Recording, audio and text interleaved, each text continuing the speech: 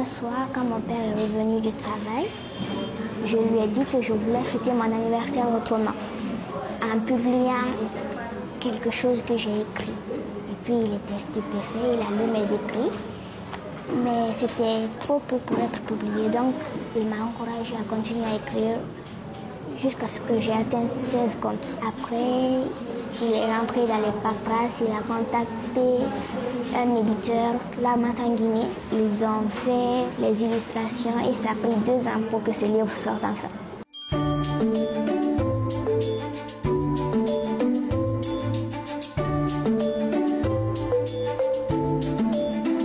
Bonjour, oui.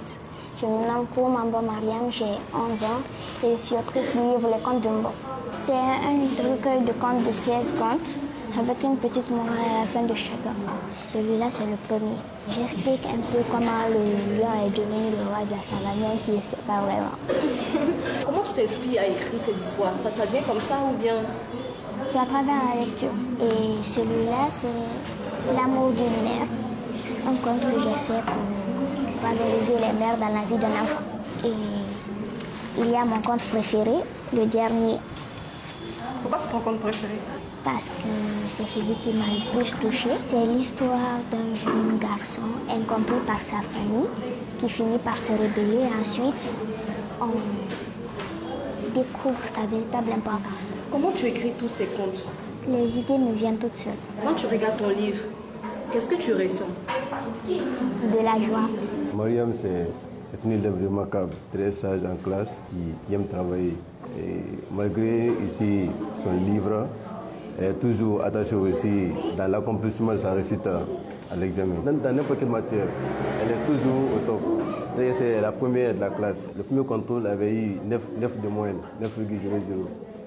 Donc elle a toujours, en tout cas au top. En 6e année ici, les premiers ont toujours 7 ou 8 faibles. Mais avec elle, là, c'est exceptionnel. C'est toujours soit 8 forts ou 9 même. Plus tard, je voudrais faire des études de droit. Pourquoi? Parce qu'aujourd'hui, dans notre pays, il y a beaucoup de gens qui souffrent d'injustice. Et je voudrais remédier à cela. C'est fini l'écriture? Non. Je suis présentement sur un roman. Un roman? Oui. Tu peux nous en dire plus sur le roman? Oui, c'est l'histoire d'une jeune fille qui part à la recherche d'un secret caché dans sa famille depuis des décennies. Et après, qu'est-ce qui va se passer? Le livre, il n'est pas d'abord sorti. Quand il sortira, vous l'achèterez.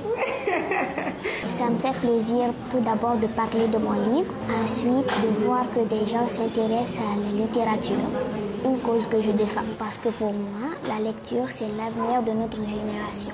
À 4 ans, à partir de la 4e année, 3e année, 4e année, on ne pouvait pas sortir de la maison sans un bloc-notes. Elle notait tout ce qui l'impressionnait, elle me demandait et des fois c'est quoi, et j'avais besoin d'un dictionnaire pour savoir la définition du mot là. Tout a commencé là. En tant que père, c'est une joie, un honneur immense. Vous ne pouvez pas imaginer que lorsque j'ai reçu mon invitation avec elle, dans laquelle c'est précisé que je l'accompagne parce qu'elle est mineure. Nous sommes allés à Paris pour assister au salon du livre africain de Paris. Le salon a commencé un vendredi dans l'après-midi à 15h.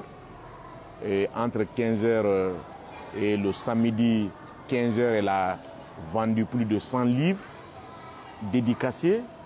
Et c'est extraordinaire. Le seul conseil que je peux donner aux parents d'élèves, je pense qu'ils ne voyaient pas le jeune âge des enfants. Il faut les approcher. Il faut les mettre dans vos quotidiens. Qu'est-ce que tu as envie de dire à tes camarades qui vont te regarder, tes camarades de Côte d'Ivoire, Mali, Burkina? Qu'est-ce que tu as envie qu'ils retiennent de toi? J'aimerais les encourager à beaucoup plus se concentrer sur la littérature et d'un peu moins sur les écrans. Quand je lis, je voyage, donc j'aimerais encourager tout le monde à faire de la lecture et à écrire si possible.